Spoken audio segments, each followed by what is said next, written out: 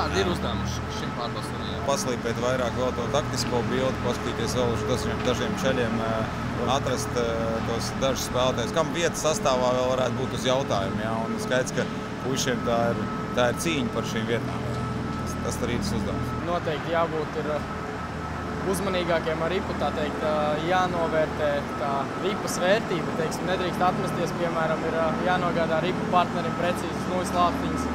Ir jāspēlē pa pozīcijām, jāpalīdz viens otram, jāspēlē kā komandai. Un es uzskatu, ka tad viss sanāks.